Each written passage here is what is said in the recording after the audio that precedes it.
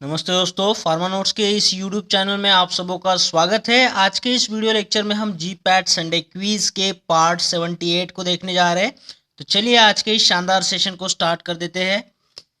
देखो यहाँ पे पूछा है, which of the following receptors act by stimulating adenylyl cyclase. Adenylyl cyclase enzyme को स्टिमुलेट करके कौन सा रिसेप्टार स्टिमुलेटिंग एक्शन बताएगा। यहाँ पे देखो ऑप्शन में दिया है यम 2 रिसेप्टार, मस्कारानिक यम 2 रिसेप्टार, मस्कारानिक यम 4 रिसेप्टार, अल्फा 2 एड्रेनोसेप्टार और ये बीटा 2 एड्रेनोसेप्टार्स। तो यहाँ से सही जवाब क्या होगा दोस्तों। देखो जीपीसीआर, जी प्रोटीन कपल रिसेप्टार से जो एडेनिलिल साइक्लेज एंजाइम का स्टिमुलेशन होता है वो होगा इन बीटा 2 रिसेप्टार के माध्यम से। ठीक है, तो सारे बीटा रिसेप्टार इसमें आ सकते हैं। बीटा 1, बीटा 2, बीटा 3 रिसेप्टार सारे के सारे एडेनिलिल साइक्लेज के एक्टिवेशन से, स्टिमुलेशन से ही काम करते हैं। ठीक है, और बाकी यहाँ पे आप देख रहे हो ये मस्कारानिक यम 2, मस्कारानिक यम 4 और ये अल्फा 2 रिसेप्टार जो है वो जीपीसीआर के एडेनिलिल साइक्लेज को इनहिबिट करके काम करते हैं दोस्तों। ठीक है, तो इसको याद रखना है, इसको पूछा जा सकता है। ठीक है, तो ये इनहिबिट करेगा एसी को, एडेनिलिल साइक्लेज को, और बीटा रिसेप्टार एक्टिवेट करता है, स्टिमुलेट करता है एडेनिलिल साइक्लेज को। चलिए आगे देखते हैं क्वेश्चन।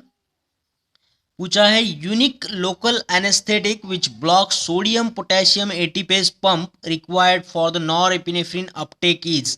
ऐसा एक यूनिक लोकल एनेस्थेटिक है जो इस पंप को ब्लॉक कर रहा है, जो जिसकी ब्लॉकिंग किसके लिए लगती है, नॉर एपिनेफ्रिन के अपटेक के लिए। तो नॉर एपिनेफ्रिन अपटेक को इनडायरेक्टली यहाँ पे ब्लॉक किया जा रहा है, उसके अपटेक को ब्लॉक किया जा रहा है। तो ऐसा कौन सा लोकल एनेस्थेटिक होगा। ऑप्शन देखिए, लिग्नोकेन, बुपीवैकेन, कोकेन या फिर प्रोकेन। तो सही जवाब होगा दोस्तों ये कोकेन। यहाँ से ये कोकेन ही ऐसा एक लोकल एनेस्थेटिक ड्रग है जो सोडियम पोटेशियम एटीपेज पंप को ब्लॉक करके नॉरएपिनेफ्रिन का अपटेक को ब्लॉक करता है। यहाँ से नेक्स्ट क्वेश्चन देखते हैं। देखो सोटालॉल, सोटालॉल क्या है। सोटालॉल इज कौन सा कैरेक्टरिस्टिक सही है सोटालॉल के रिगार्डिंग। देखिए, class 4 anti arrhythmic drug, potassium channel blocker, class 2 anti arrhythmic with sodium channel blocker, class 1 anti arrhythmic sodium channel blocker, या फिर class 3 anti arrhythmic with potassium channel blocker. तो सोटालॉल एक ड्रग है जो एंटी एरिथमिया में use होता है, वो क्लास 3 में आएगा। उसकी जो क्लास 3 में कौन से ड्रग होते हैं जो पोटेशियम चैनल को ब्लॉक करा सकते हैं। ठीक है, ये पोटेशियम चैनल को ब्लॉक कराएगा और क्लास 3 एंटी एरिथमिक में भी आता है। ये सोटालॉल को याद रखिएगा। चलिए नेक्स्ट क्वेश्चन की तरफ बढ़ेंगे।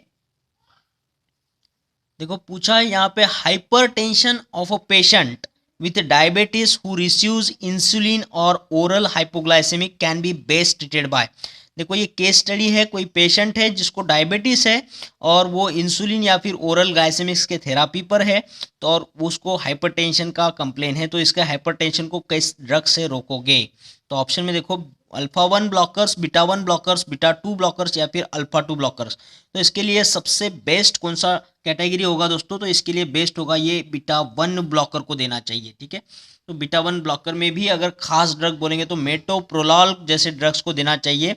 और दूसरा एक केस स्टडी मैं आपको बता दूं, अगर किसी पेशेंट को इम्पेयर्ड पर्मनरी फंक्शन है, यानी उसके लंग्स में किसी को प्रॉब्लम है, जैसे अस्थमैटिक पेशेंट हुआ, तो उस केस में भी हमने बीटा 1 ब्लॉकर को ही इस्तेमाल करना है। मेटोप्रोलॉल भी इस्तेमाल कर सकते हैं हम यहाँ पे। ठीक है, तो बीटा 1 ब्लॉकर को याद रखिएगा। डायबिटीज पेशेंट जो इंसुलिन ओरल हाइपोग्लाइसेमिक में है, या फिर इम्पेयर्ड पल्मोनरी फंक्शन वाला जो पेशेंट है जिसको हाइपरटेंशन का प्रॉब्लम है, तो उसका हाइपरटेंशन कम करने के लिए हम as a anti hypertensive beta 1 blocker को यूज कर सकते हैं।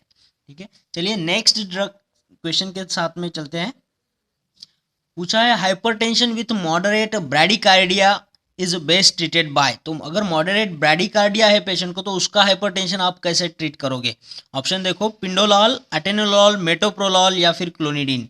तो इस केस स्टडी में जिसको मॉडरेट ब्रैडिकार्डिया या फिर प्रोप्रानोलॉल देने से भी मॉडरेट ब्रैडिकार्डिया आता है, मार्क ब्रैडिकार्डिया का प्रॉब्लम है, तो ऐसे केस में हाइपरटेंशन को कंट्रोल करने के लिए बहुत सही ड्रग होगा पिंडोलॉल करके। ठीक है, बाकी भी यहाँ पे बीटा ब्लॉकर है, लेकिन क्लोनिडिन ये जो है अल्फा 2 का एगोनिस्ट है। तो यहाँ से हमें पिंडोलॉल को ही सही करना है। पिंडोलॉल जैसा ड्रग है जो मॉडरेट ब्रैडिकार्डिया में हाइपरटेंशन को कंट्रोल करने के काम आता है दोस्तों। नेक्स्ट है यहाँ पे question, which of the following is not the effect of epinephrine. कौन सा इफेक्ट एपिनेफ्रिन के साथ में नहीं होगा। ऑप्शन देखो, decrease in renal blood flow, increase in tidal volume. Tidal volume मतलब क्या होता है, वॉल्यूम ऑफ एयर जो इंस्पायर करते हैं और एक्सपायर करते हैं उसको हम टाइडल वॉल्यूम बोलते हैं। तो इंक्रीज होगा ये टाइडल वॉल्यूम, डिक्रीज होगा हिस्टामाइन के रिलीज में, या फिर डिक्रीज होगा ब्लड ग्लूकोज के लेवल में। तो कौन सा इफेक्ट नहीं है ये बताना है। तो मैं आपको बता दूं, रिनाल ब्लड फ्लो जो है वो एपिनेफ्रिन से कम होता है, टाइडल वॉल्यूम बढ़ता है, हिस्टामाइन का रिलीज कम होता है। और यहाँ पे देखो decrease in blood glucose level बढ़ता है, तो इसके उल्टा विपरीत होता है एपिनेफ्रिन में कि ग्लूकोज का लेवल जो है ब्लड में बढ़ जाता है, उसको हाइपरग्लाइसेमिया का प्रॉब्लम हो सकता है। तो ये यहाँ पे उल्टा दिया है, तो ये उसका इफेक्ट नहीं होगा दोस्तों, ठीक है। एपिनेफ्रिन में क्या होता है, हाइपरग्लाइसेमिया हो जाएगा, हाइपरग्लाइसेमिया। तो इसमें ग्लूकोज का लेवल बढ़ना होता है दोस्तों, ठीक है। चलिए नेक्स्ट क्वेश्चन की तरफ बढ़ेंगे। यहाँ पे पूछा है the correct order of affinity with different neurotransmitters for the beta receptors is. Beta receptor के लिए हमें अलग अलग न्यूरोट्रांसमीटर की एफिनिटी की ऑर्डर बतानी है। तो यहाँ पे देखो option, epinephrine is greater than norepinephrine is greater than isoproterenol, norepinephrine is greater than epinephrine is greater than isoproterenol, isoproterenol is greater than epinephrine is greater than norepinephrine, या फिर isoproterenol greater than norepinephrine greater than epinephrine. तो यहाँ से देखो मैं आपको एक order तो आपने ध्यान में रखना है कि epinephrine is greater than nor epinephrine, ये ऑलवेज रहेगा, अल्फा रिसेप्टर हो या फिर beta receptor, epinephrine is greater than nor epinephrine रहेगा। लेकिन जब बीटा रिसेप्टर की बात आती है दोस्तों, तो उसमें ना ये आइसोप्रोटेनॉल की जो एफिनिटी है बहुत ज़्यादा होती है बीटा रिसेप्टर के लिए, क्योंकि जो नाइट्रोजन है उस पर यहाँ पे आइसोप्रोपिल ग्रुप अटैच होता है, तो ये बहुत ज़्यादा एफिनिटी रखते हैं बीटा रिसेप्टर के लिए। तो यहाँ से आइसोप्रोटेनॉल बहुत ज़्यादा एफिनिटी दिखाएगा, फिर एपिनेफ्रिन जिसमें मिथिल ग्रुप होता है नाइट्रोजन पे, और नॉर एपिनेफ्रिन जिसमें कोई मिथिल ग्रुप नहीं होता है, दोनों हाइड्रोजन होते हैं नाइट्रोजन के ऊपर। तो सबसे ज़्यादा सब्सटीट्यूशन होगा तो वो बीटा रिसेप्टर की तरफ एफिनिटी ज़्यादा बताता है, तो यहाँ से ऑप्शन सी सही होगा। और बात करेंगे अल्फा रिसेप्टर की, तो एपिनेफ्रिन नॉर एपिनेफ्रिन तो अपने जगह पे रहेंगे, लेकिन ये आइसोप्रोटेनॉल सबसे पीछे आएगा, तो ये यहाँ पे अल्फा के लिए एक्टिविटी दिखाएगा दोस्तों, ठीक है। अल्फा रिसेप्टर के लिए भी याद रखिएगा, अल्फा की बात आती है तो आइसो को पीछे डाल दिएगा, बीटा की बात आएगी तो आइसो को सामने लाइएगा। ऑर्डर तो सेम है एपिनेफ्रिन और नॉन एपिनेफ्रिन वाला, ठीक है। और हाँ दोस्तों, हमारी फार्मा नोट्स की जो पीडीएफ लाइफ टाइम मेंबरशिप है उसको आप लोगों ने आज ही ज्वाइन करना है बाय कंट्रीब्यूटिंग ओनली 999 रुपीज़। जैसे ही आपका कंट्रीब्यूशन हो जाता है, आपको हमारे प्राइवेट टेलीग्राम चैनल से लिंक किया जाएगा, जहां पे आपको ये सारा मटेरियल पीडीएफ के फॉर्म में मिलता रहेगा दोस्तों, जिससे आपको प्रिपरेशन में बहुत सारी हेल्प मिलेगी। और ये कंट्रीब्यूशन आप कोई भी ऑनलाइन ट्रांजेक्शन ऐप से कर सकते हो, जैसे फ़ोनपे, गूगल पे या फिर पेटीएम से। इसके लिए हमारा मोबाइल नंबर को नोट कर लीजिएगा 8087339648 पर, ठीक है। और अगर कोई भी क्वेरी हो तो आप हमें इसी नंबर पे व्हाट्सअप भी कर सकते हो दोस्तों। तो कोशिश करिएगा इस मेंबरशिप को जल्द से जल्द ज्वाइन करें और आपकी पढ़ाई की स्पीड बढ़ाए। चलो नेक्स्ट क्वेश्चन की तरफ बढ़ते हैं। पूछा है specially blocking of which receptor is responsible to worsen the asthma. कौन से रिसेप्टर को ब्लॉक करोगे, एड्रेनर्जिक रिसेप्टर को ब्लॉक करोगे तो अस्थमा का पेशेंट और भी सीवियर हो जाएगा और भी खराब हो जाएगा। तो यहाँ से ऑप्शन दिया है alpha 1 receptor, beta 1 receptor, alpha 2 या फिर बीटा 2 रिसेप्टर। कौन सा सही होगा? तो यहाँ पे सही होगा दोस्तों, अगर बीटा 2 रिसेप्टर को हम ब्लॉक कर देते हैं तो अस्थमैटिक कंडीशन और भी सीवियर हो जाती है, और भी वर्सन हो जाती है, पेशेंट और भी खराब हो जाएगा। क्योंकि हमें पता है ब्रांकोडायलेटर्स इफेक्ट जो आता है वो बीटा 2 रिसेप्टर के एगोनिस्ट से आता है, ठीक है। जैसे साल्बिटामॉल, टर्बिटालिन जैसे ड्रग हम इस्तेमाल करते हैं अस्थमा को ट्रीट करने के लिए, तो वहाँ पे वो ड्रग हमें ब्रांकोडायलेशन का इफेक्ट देते हैं। अगर हम इसी रिसेप्टर को अगर ब्लॉक कर देंगे तो ये ब्रांको कॉन्स्ट्रिक्शन हो जाएगा और अस्थमा का पेशेंट और भी सीवियर हो जाएगा। तो बीटा 2 रिसेप्टर को अगर हम ब्लॉक कर देते हैं तो अस्थमैटिक की कंडीशन और भी खराब हो जाएगी।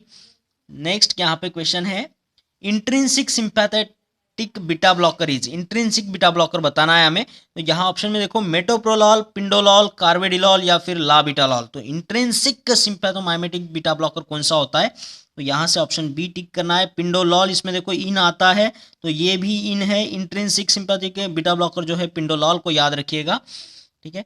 तो इसमें एसिबिटोलॉल भी आता है। तो आईएसए को देखिए, ये आईएसए क्या है? इंट्रिंसिक सिंपैथोमाइमेटिक एक्टिविटी, ठीक है। इसका फुल फॉर्म है इंट्रिंसिक सिंपैथोमाइमेटिक एक्टिविटी।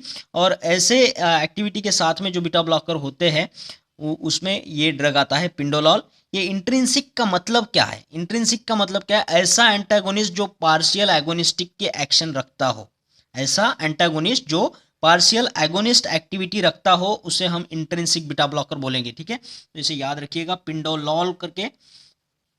नेक्स्ट है लॉन्ग एक्टिंग बीटा 2 एगोनिस्ट बताना है, लॉन्ग एक्टिंग बीटा 2 का एगोनिस्ट। ठीक है, बीटा 2 एगोनिस्ट अभी बोला था जो ब्रैंकोडायलेशन कराता है, तो बीटा 2 एगोनिस्ट में भी हमें लॉन्ग एक्टिंग पता होना चाहिए। तो यहाँ पे देखो ऑप्शन में दिया है अल्ब्यूटेरॉल, पिरब्यूटेरॉल, टर्ब्यूटालिन या फिर साल्मेटेरॉल।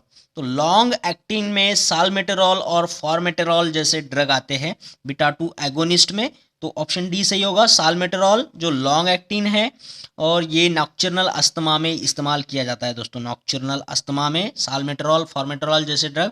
और जो ये बाकी बचे अल्ब्यूटेरॉल, पिरब्यूटेरॉल और टर्ब्यूटालिन, ये शॉर्ट एक्टिंग बीटा 2 के एगोनिस्ट है दोस्तों। ठीक है, शॉर्ट एक्टिंग है ये, इस पर सवाल बन सकता है तो आपको पता होना चाहिए। साल्मेटेरॉल फॉर्मेटेरॉल जो है लॉन्ग एक्टिंग है। ठीक है, नेक्स्ट सवाल है which of the following ergot alkaloids cannot block the alpha adrenergic receptors, cannot not block the alpha adrenergic receptor। कौन सा ऐसा ergot alkaloids है जो अल्फा रिसेप्टर को ब्लॉक नहीं कराएगा? ऑप्शन देखो, एर्गोमेट्रिन, एर्गोटामाइन, एर्गोटॉक्सिन या फिर एटेनोलॉल। तो यहाँ से सही कौन सा होगा दोस्तों? तो मैं आपको बता दूं एर्गोमेट्रिन जो है ना वो अल्फा रिसेप्टर को ब्लॉक नहीं कराएगा, एर्गोटामाइन कराएगा, एर्गोटॉक्सिन कराएगा। और ये बात करेंगे एटेनोलॉल, ये कर नहीं सकता, ये बीटा का ब्लॉकर है, अल्फा को ब्लॉक नहीं कराएगा, बीटा 1 को ब्लॉक कराएगा, लेकिन ये एर्गोट अल्कलॉइड्स में नहीं आता है, इसके लिए ये यहाँ पे जवाब नहीं होगा। इसका सही जवाब एर्गोमेट्रिन होगा दोस्तों। और एर्गोटामाइन की बात करेंगे तो ये माइग्रेन के ट्रीटमेंट में इस्तेमाल होता है, ये भी याद रखिएगा, एर्गोट अल्कलॉइड्स है, एर्गोटामाइन की दवाई ज़्यादातर माइग्रेन ट्रीटमेंट में दिए जाती है। ठीक है, तो इस वीडियो में इतना है दोस्तों, आशा करता हूँ आपको ये वीडियो अच्छा लगा होगा, सारे क्वेश्चंस पसंद आए होंगे। और अगर ऐसा हुआ है तो इस वीडियो को लाइक करना है, शेयर करना है और कमेंट बॉक्स में कमेंट जरूर करना है दोस्तों। और हाँ, उन लोगों से मेरी गुजारिश है जिन लोगों ने अभी तक हमारे चैनल को सब्सक्राइब नहीं किया है, चैनल को सब्सक्राइब कर दीजिएगा और उसके बाद आने वाले बेल आइकॉन को जरूर क्लिक करिएगा दोस्तों। इससे होता क्या है कि आने वाले हर एक वीडियो का नोटिफिकेशन आपको मिलता रहता है और आपको यूं ही लाभ होता रहेगा दोस्तों। तो फिर मिलते हैं अगले बेहतरीन वीडियो के साथ में, तब तक के लिए थैंक यू।